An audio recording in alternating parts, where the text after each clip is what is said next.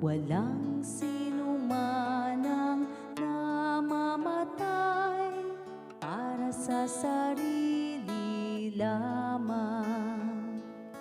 Tayong lahat ay may pananagutan sa isa't isa.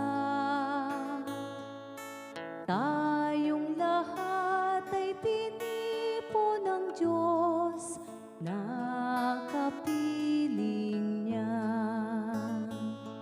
Sa ating pagmamahalan at paglilingkod sa kanino man, tayo'y nagdadala ng balita ng kaligtasan. Tayong lahat ay may pananagutan sa isa't isa. Tayong lahat ay tinipon ng Diyos na kapiling niya.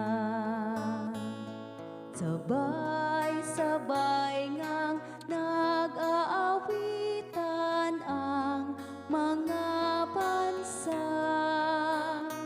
Tayo'y tinuring ng Panginoon bilang mga anak.